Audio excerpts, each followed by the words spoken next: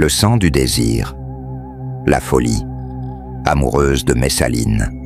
Imaginez une impératrice romaine, belle et insatiable, dont l'amour dévorant devint une obsession si perverse qu'elle utilisa le sang de ses amants comme talisman pour sceller leur dévotion. Valeria Messalina, épouse de l'empereur, Claude transforma la passion en un rituel macabre mêlant sexe, pouvoir et sacrifice sanglant dans la Rome du 1er siècle. De ces orgies scandaleuses dans le palais impérial à ces prétendus rituels où le sang devenait un gage d'amour éternel, cette saga explore les facettes les plus troublantes de sa vie. Basée sur des sources comme Tacite et Suétone, l'histoire de Messalina révèle une femme à la fois séductrice et destructrice dont les excès précipitèrent sa chute. Si vous pensiez que l'amour à Rome était romantique, découvrez comment Messalina transforma le sang en serment d'amour. Cliquez sur « J'aime », abonnez-vous et laissez un commentaire pour partager cette histoire glaçante. La séductrice impériale. Les origines scandaleuses de Messalina. Une impératrice si belle qu'elle charmait Rome, mais si perverse qu'elle trempait ses amours dans le sang. Découvrez l'histoire glaçante de Valeria Messalina. Cliquez sur « J'aime », abonnez-vous et laissez un commentaire pour partager ce récit terrifiant. Dans la Rome du 1er siècle, Valeria Messalina naquit vers 20 après J. Monse, dans une famille patricienne, proche du pouvoir impérial. Selon Tacite dans Annales, elle était d'une beauté captivante avec des cheveux noirs et un regard envoûtant, mais son ambition dépassait son charme. À 14 ans, elle épousa Claude, un homme de 50 ans, futur empereur, dans une alliance politique. Lorsque Claude monta sur le trône, en 41, après J.C. Messalina, à peine 20 ans, devint impératrice, une position qu'elle utilisa pour satisfaire ses désirs insatiables. Selon Suétone dans Vie des 12 Césars, elle était connue pour sa débauche dès son adolescence, organisant des orgies dans les palais romains. Imaginez être une servante, observant cette jeune impératrice radieuse mais dangereuse séduire des sénateurs sous les yeux de son époux. Messalina ne se contentait pas de séduire, elle manipulait. Selon Tacite, elle utilisait son charme pour contrôler les hommes influents, accumulant pouvoir et richesse.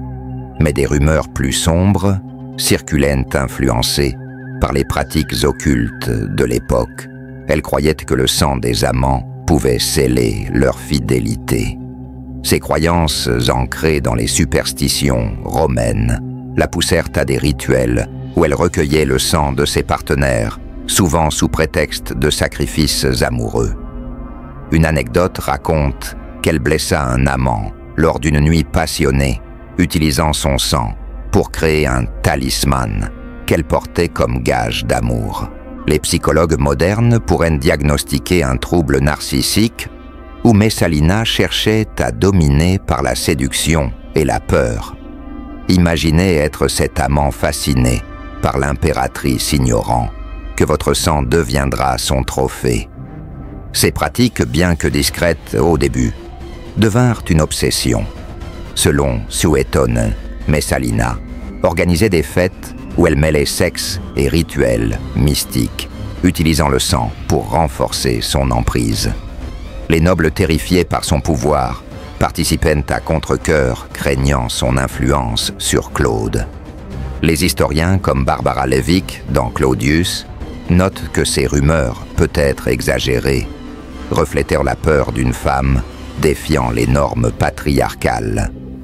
Pourtant, les archives confirment des disparitions mystérieuses autour d'elle, suggérant des actes plus sinistres. Imaginez être un sénateur invité à une orgie impériale, sentant le danger derrière le sourire de Messalina. Ces excès commencèrent à attirer l'attention. Les courtisans murmuraient sur ses rituels, mais son statut la protégeait. Cependant, son audace allait bientôt dépasser les limites de Rome. Si ses débuts scandaleux semblent déjà troublants, ce qui suit est encore plus horrifiant. La prochaine partie explorera les orgies sanglantes de Messalina, où ses rituels amoureux devinrent un spectacle de cruauté. Mais ce n'est pas fini. L'histoire devient encore plus macabre. Les orgies sanglantes, les rituels amoureux de Messaline. Si les débuts de Valeria Messalina révélèrent une impératrice dont la beauté et l'ambition captivaient Rome, ses rituels amoureux transformèrent sa passion en un spectacle de débauche et de cruauté. Convaincu que le sang de ses amants pouvait sceller leur dévotion et renforcer son pouvoir, Messalina orchestra des orgies où le désir se mêlait à des pratiques occultes, utilisant le sang comme un lien mystique. Cette partie explore comment elle manipula sénateurs, soldats et courtisans à travers des cérémonies scandaleuses où le sang devenait un symbole d'amour et de domination. Dans la Rome du 1er siècle où la luxure et le pouvoir régnaient, Messalina transforma ses désirs en un culte macabre semant la peur et la fascination.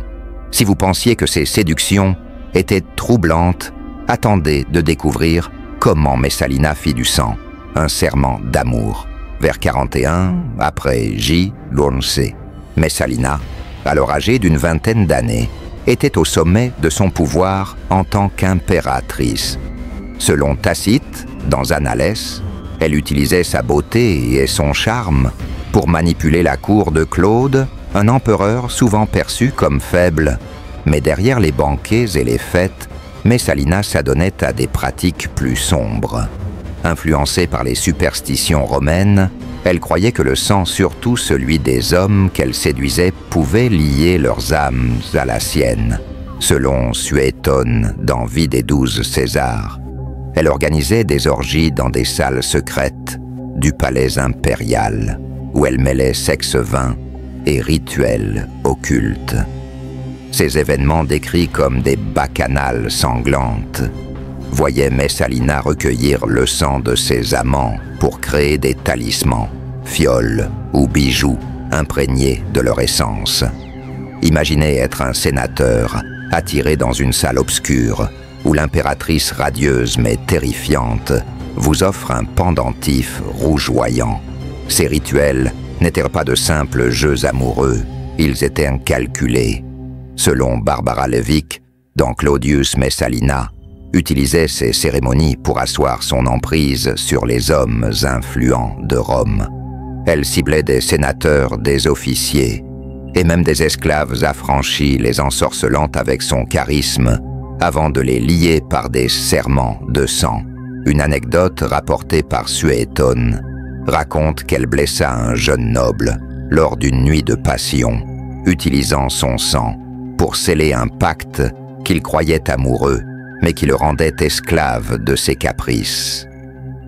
Les psychologues modernes pourraient analyser ce comportement comme une forme de manipulation narcissique où Messalina exploitait la fascination et la peur pour contrôler ses victimes. Imaginez être cet amant hypnotisé par l'impératrice, ignorant que votre sang est devenu son arme. Les orgies de Messalina étaient des spectacles de décadence. Selon Tacite, elles se déroulaient dans des salles ornées de soieries, éclairées par des torches, où des prêtresses et des serviteurs complices participaient à des rituels, mélangeant danses et sacrifices. Le sang, parfois obtenu par des coupures superficielles, parfois par des actes plus violents, était recueilli dans des coupes d'argent pour des potions ou des offrandes. Une rumeur peut-être exagérée prétend que Messalina utilisait ces potions pour maintenir sa jeunesse, croyant que le sang des hommes forts la rendait irrésistible. Les historiens comme Levick notaient que ces récits, bien que sensationnalistes, reflétèrent la réputation de Messalina comme une femme défiant les normes romaines. Imaginez être une servante, observant en silence ces scènes terrifiées par les cris étouffés dans l'ombre du palais. Ces pratiques me choquèrent même la cour romaine, pourtant habituée aux excès. Selon Suétone, les sénateurs murmuraient sur les débauches de Messalina, mais son pouvoir sur Claude la rendait intouchable.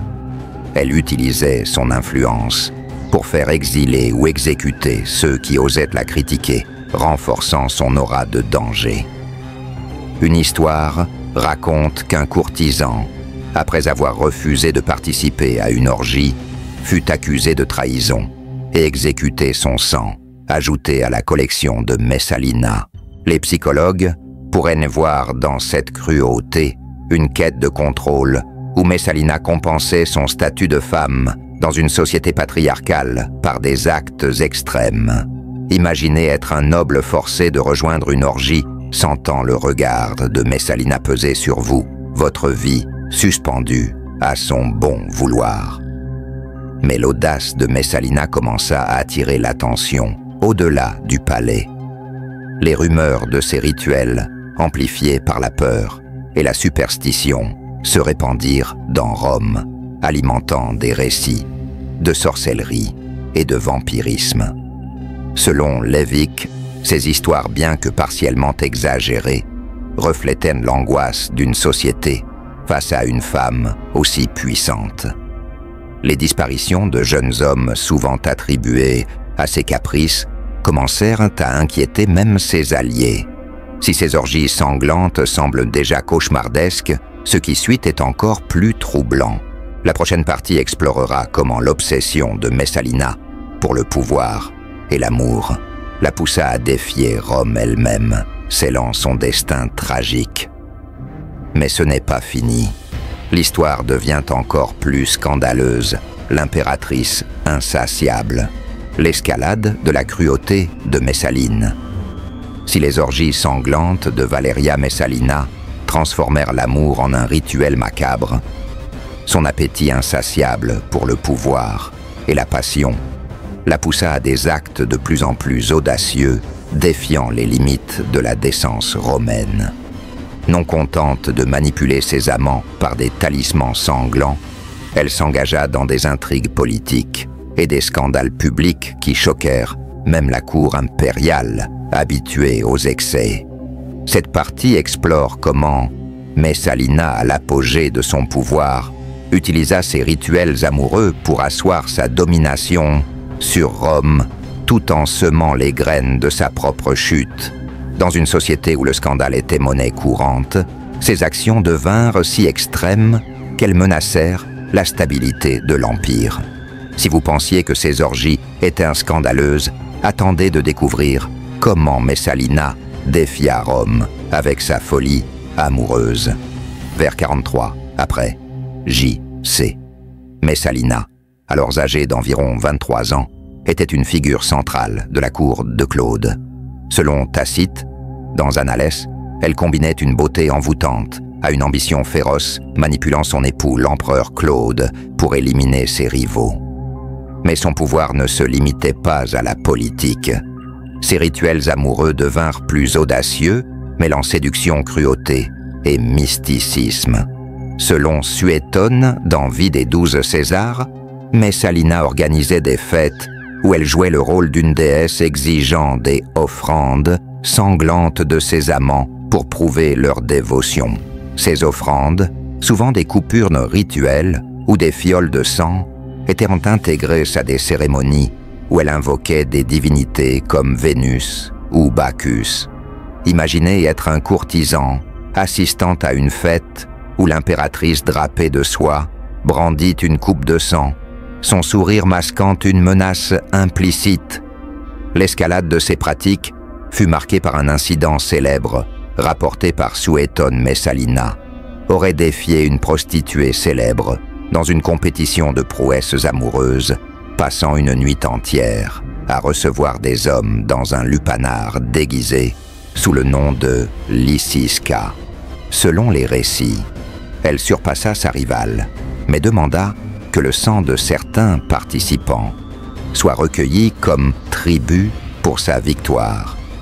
Les historiens comme Barbara Lévique dans Claudius débattent de la véracité de cette histoire, notant qu'elle pourrait être une exagération de la propagande anti-Messalina.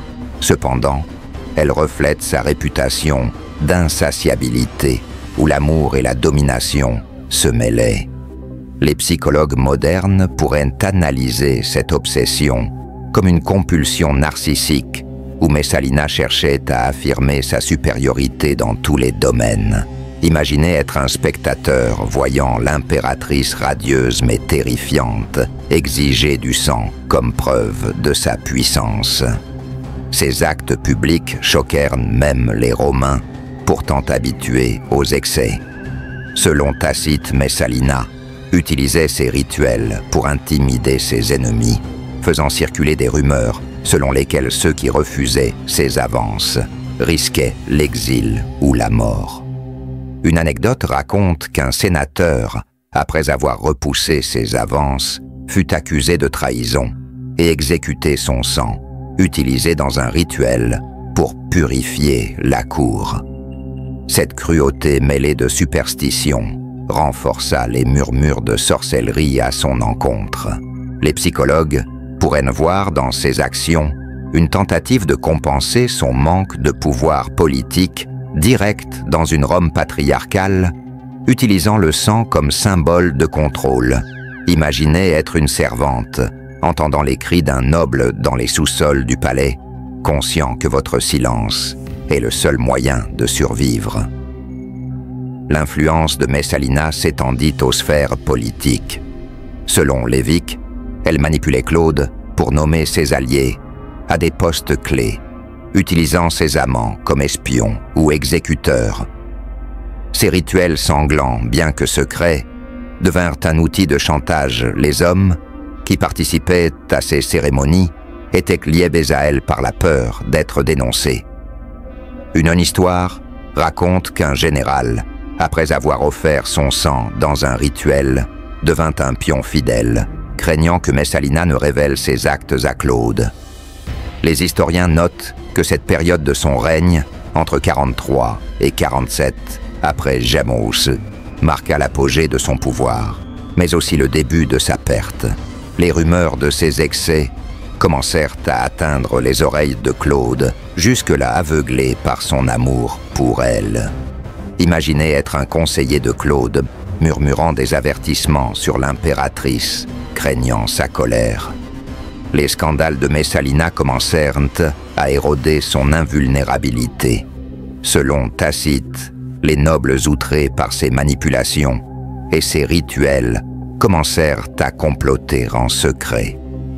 Les récits de disparition, jeunes hommes et serviteurs, retrouvés vidés de leur sang, alimentèrent des légendes de vampirisme, bien que probablement exagérées. Les superstitions romaines, qui associaient le sang à la sorcellerie, firent de Messalina une figure redoutée, même par ses alliés. Sa quête d'amour et de pouvoir, autrefois un atout, devint une obsession qui menaçait la stabilité de l'Empire. Si ces actes semblent déjà choquants, ce qui suit est encore plus scandaleux. La prochaine partie explorera le mariage scandaleux de Messalina avec un amant, un acte de défi qui précipita sa chute. Mais ce n'est pas fini. L'histoire devient encore plus audacieuse. Le mariage interdit, le défi audacieux de Messaline. Si les orgies sanglantes de Valeria Messalina marquèrent l'apogée de sa cruauté et de son pouvoir, son audace atteignit un point de non-retour en 48, après J.C., avec un scandale qui ébranla Rome, son mariage public avec un amant, Gaius Silius, alors qu'elle était encore l'épouse de l'empereur Claude. Ce geste mêlant amour, rébellion et rituels occultes fut perçu comme une trahison non seulement envers Claude, mais envers l'Empire tout entier. Cette partie explore comment Messalina, poussée par son obsession pour le contrôle et la passion, orchestra cette union scandaleuse, utilisant le sang comme serment pour sceller son alliance avec Silius. Dans une Rome où le pouvoir était un jeu dangereux, cet acte de défi précipita sa chute, révélant l'ampleur de sa folie amoureuse. Si vous pensiez que ces orgies étaient scandaleuses, attendez de découvrir comment Messalina défia un empire pour l'amour. En 48, après JOC, Messalina, âgée d'environ 28 ans, était une figure à la fois adorée et crainte à Rome. Selon Tacite, dans Annales, elle avait consolidé son pouvoir en manipulant Claude et en éliminant ses rivaux, utilisant ses rituels sanglants pour lier ses amants à elle. Mais son ambition et son désir insatiable la poussèrent à s'enticher de Gaius Silius, un jeune sénateur décrit comme le plus beau des Romains par Suétone dans Vie des 12 Césars. Cette relation, loin d'être une simple liaison, devint une obsession pour Messalina, qui voyait en Silius un partenaire digne de son pouvoir.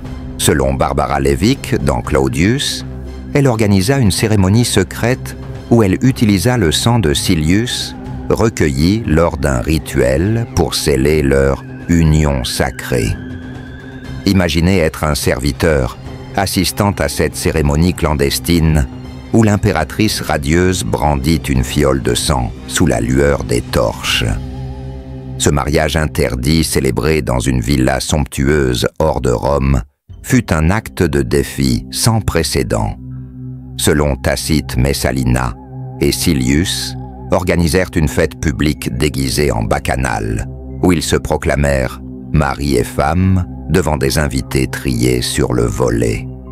Les récits décrivent Messalina, couronnée de vignes offrant à Silius un talisman sanglant, un anneau trempé dans leur sang mélangé, comme serment d'amour éternel.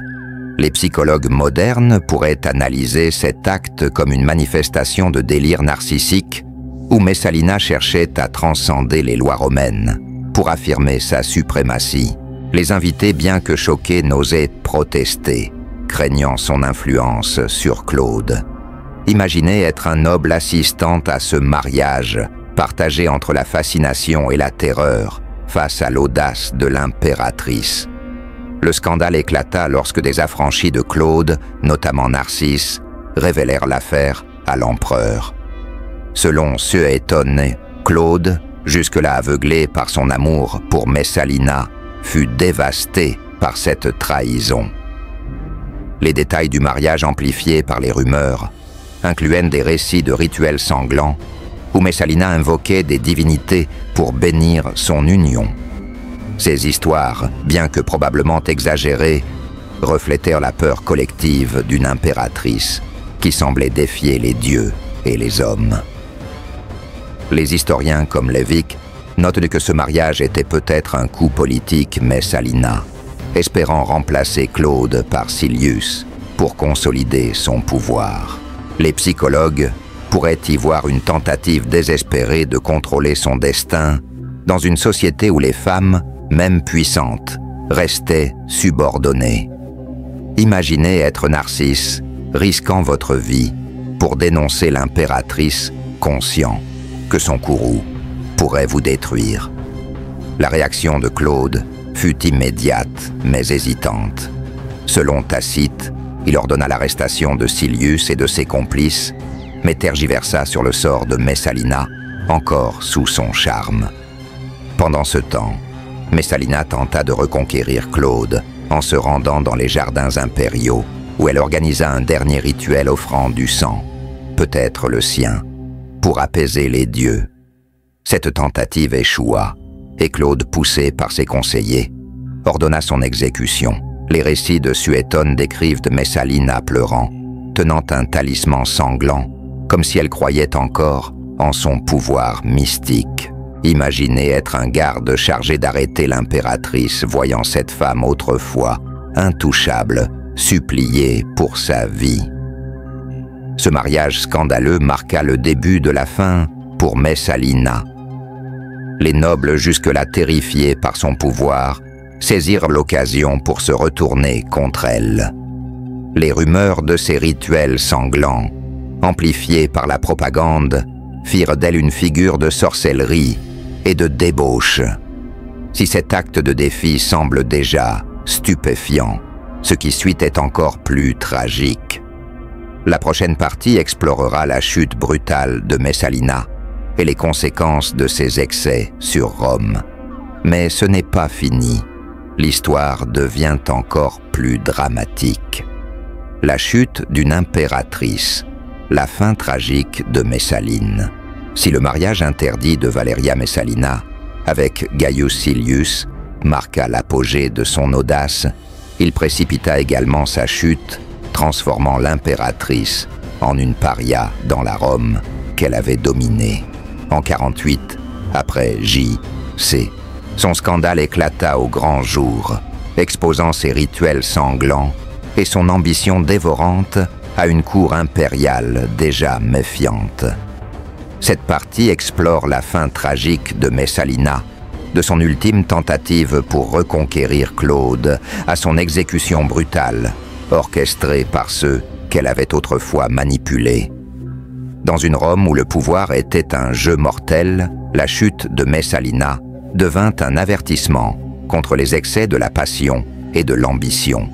Si vous pensiez que son mariage scandaleux était choquant, attendez de découvrir comment Messalina affronta son destin après la révélation de son mariage avec Silius rapportée par Tacite dans Annales.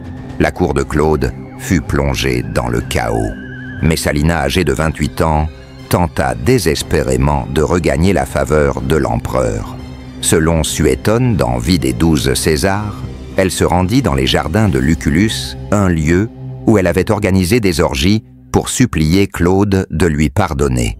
Là, elle accomplit un dernier rituel, offrant du sang, peut-être celui d'un serviteur ou le sien, dans une tentative désespérée de prouver sa loyauté.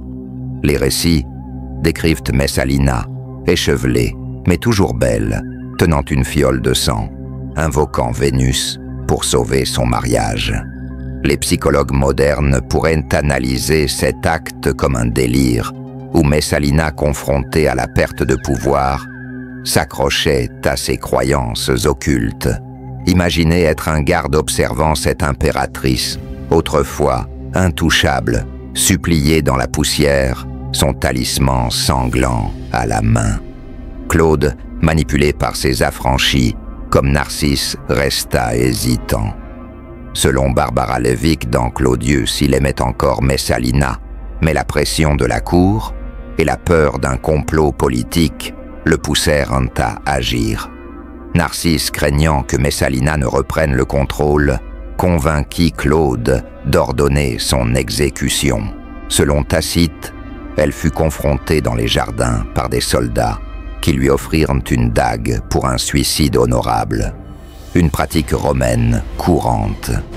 Mais Messalina en larmes refusa et un centurion l'exécuta d'un coup d'épée. Une anecdote raconte qu'elle serra son talisman sanglant jusqu'à son dernier souffle, comme si elle croyait encore en son pouvoir. Imaginez être ce centurion frappant l'impératrice, voyant son regard défier la mort même dans ses derniers instants. La mort de Messalina, en 48, après J.C., choqua Rome. Selon Suétone, Claude, apprenant son exécution, se contenta de demander un autre verre de vin, un signe de son détachement ou de son désespoir. La cour, soulagée mais terrifiée, effaça rapidement son nom des registres officiels, une pratique appelée damnatio memoriae. Les talismans sanglants, fioles et bijoux furent détruits ou cachés, bien que des rumeurs prétendent que certains furent conservés par des disciples superstitieux. Les psychologues pourraient voir dans cette fin un effondrement narcissique où Messalina, privée de son pouvoir de séduction, perdit toute emprise sur la réalité. Les historiens comme Levick notent que sa mort marqua un tournant pour Claude, qui devint plus méfiant, ouvrant la voie à l'ascension d'Agrippine, la jeune. Imaginez être un sénateur regardant le palais impérial, conscient que l'impératrice, autrefois omnipotente, n'est plus qu'un souvenir maudit. Les rumeurs sur les rituels sanglants de Messalina persistèrent, alimentant des récits de sorcellerie et de débauche. Selon Tacite, les Romains superstitieux voyait dans sa mort un châtiment divin pour ses pratiques impies. Les disparitions associées à ces orgies, jeunes hommes et serviteurs vidés de leur sang, furent amplifiées par la propagande, transformant Messalina en une figure quasi démoniaque. Les historiens modernes débattent de l'ampleur de ces crimes, certains suggérant qu'ils furent exagérés pour justifier son exécution et discréditer Claude. Pourtant, les archives confirment son influence destructrice qui affaiblit la cour et alimenta les tensions politiques. Imaginez être un citoyen romain, entendant des récits sur l'impératrice qui saignait ses amants, votre fascination mêlée d'horreur. La chute de Messalina marqua la fin de son règne de terreur, mais son histoire ne s'arrêta pas là. Sa mort laissa une Rome divisée, où la peur d'une femme puissante alimenta les récits de sa monstruosité. Si cette exécution semble déjà dramatique, ce qui suit est encore plus fascinant. La prochaine partie explorera comment l'héritage de Messalina, à travers les légendes et les récits, influença la perception des femmes au pouvoir dans la Rome antique et au-delà. Mais ce n'est pas fini. L'histoire devient encore plus envoûtante, l'héritage maudit. Messaline dans la mémoire romaine. Si la mort brutale de Messalina mit fin à sa tyrannie, amoureuse son ombre, continua de planer sur Rome, transformant l'impératrice en un symbole de débauche et de pouvoir féminin dangereux. Les récits de ces rituels sanglants, bien que partiellement exagérés, devinrent une arme de propagande pour discréditer Claude et les femmes au pouvoir.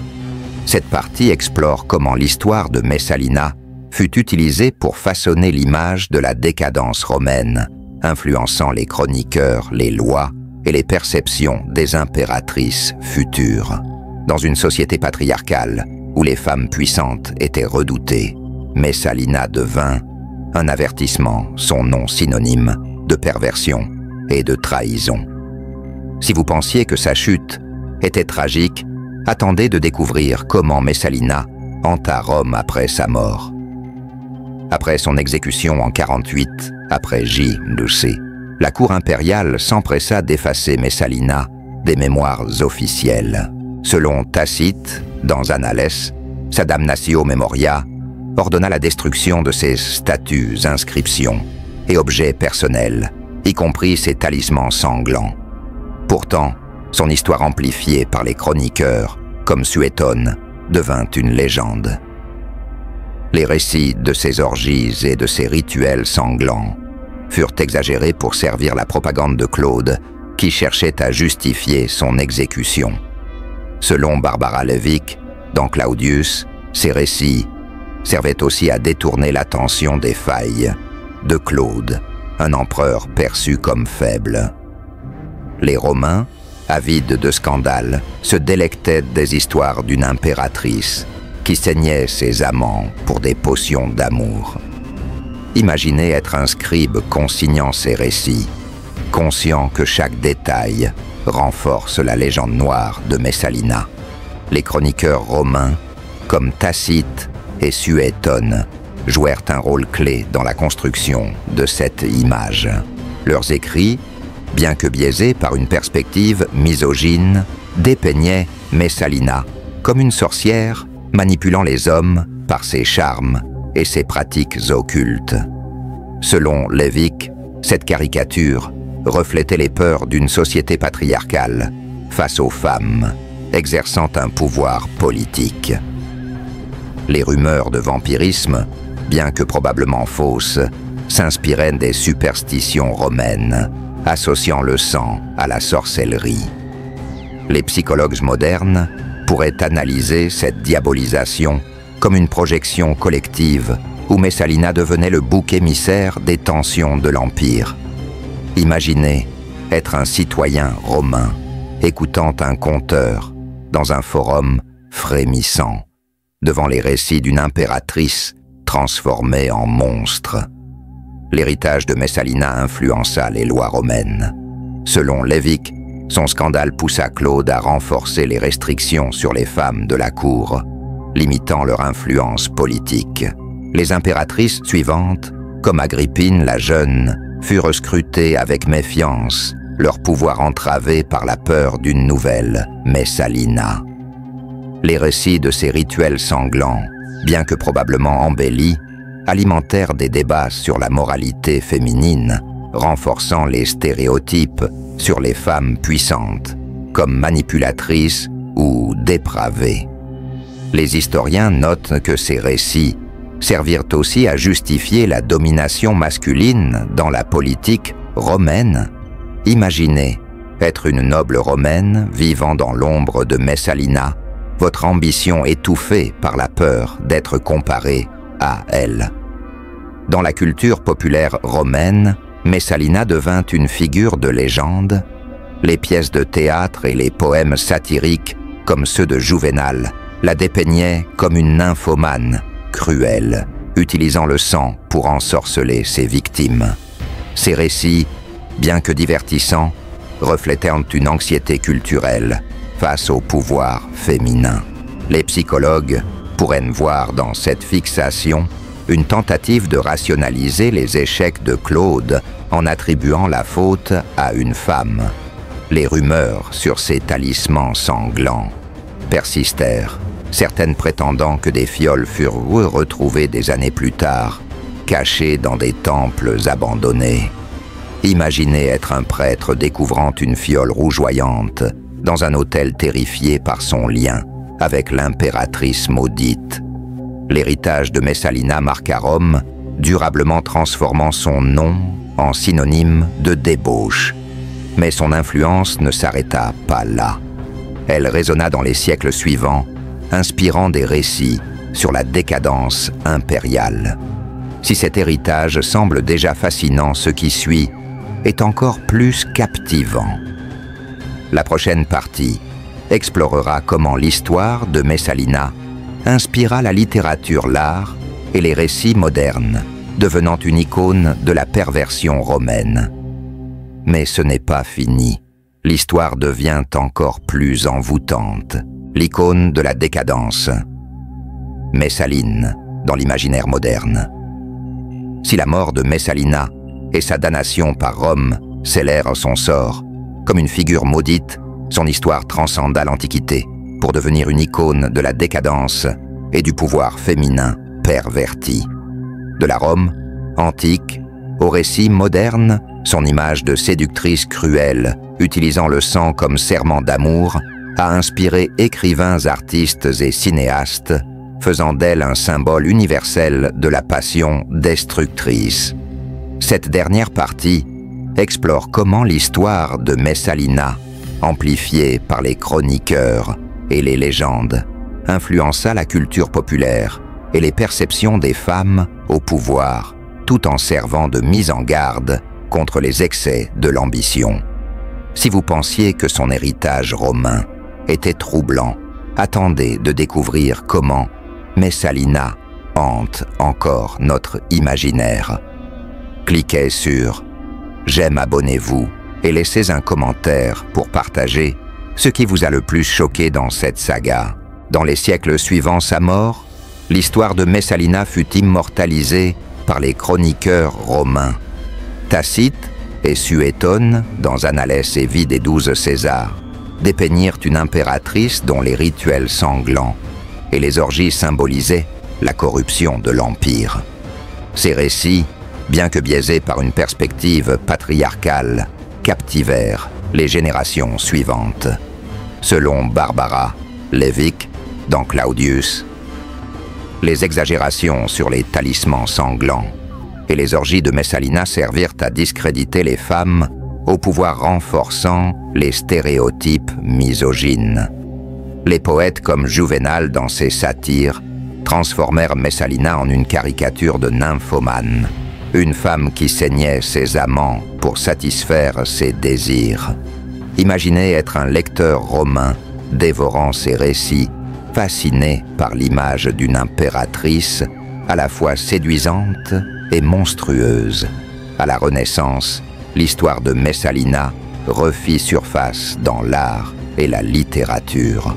Les écrivains comme Giovanni Boccaccio firent référence à elle dans des récits sur la décadence romaine, tandis que les peintres baroques fascinés par le drame la dépeignaient dans des scènes d'orgie ou de trahison. Une œuvre notable, Messalina de Francesco Solimena. XVIIe siècle montre une impératrice entourée de courtisans, un sourire énigmatique masquant ses intentions. Ces représentations, bien que romancées, capturèrent l'essence de sa légende, une femme dont la passion et la cruauté défiaient les normes. Les psychologues modernes pourraient analyser cette fascination comme une exploration de l'ombre féminine, où Messalina incarne les peurs et les désirs refoulés d'une société. Imaginez être un artiste peignant Messalina avec une fiole de sang conscient que votre œuvre alimente sa légende. Au XIXe et XXe siècle, Messalina devint une figure récurrente dans la culture populaire. Des romans comme I Claudius de Robert Graves et des séries télévisées comme la mini-série du même nom, 1976, la dépeignirent comme une séductrice manipulatrice, utilisant ses rituels sanglants pour contrôler Rome. Ses œuvres, bien que romancées, s'appuyaient sur les récits de Tacite et Suétone, amplifiant les détails macabres pour captiver le public. Dans le cinéma, des films comme Messalina, Messalina, 1977, transformèrent son histoire en un mélange de drame et d'érotisme, mettant en avant ses orgies et ses talismans sanglants. Selon Lévique, ces représentations exagéraient souvent ces crimes pour refléter les angoisses modernes sur le pouvoir féminin.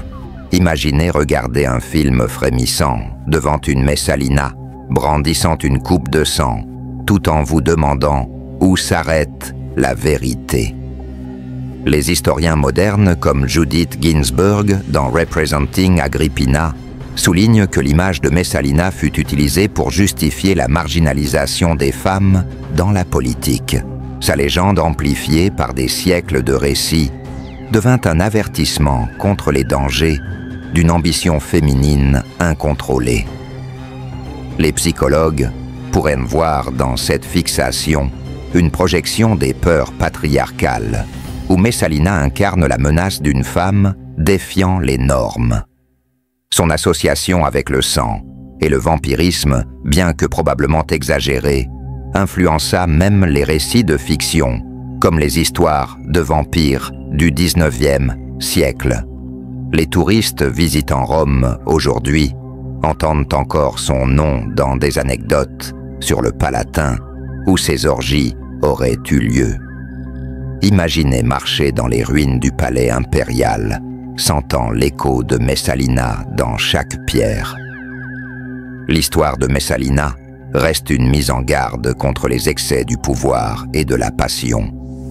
Sa quête d'amour transformée en rituel sanglant révèle les dangers d'une obsession incontrôlée.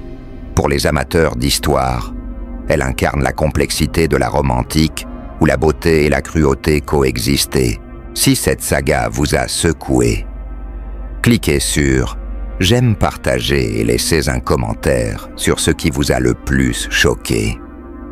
Abonnez-vous pour plonger dans d'autres récits historiques aussi troublants.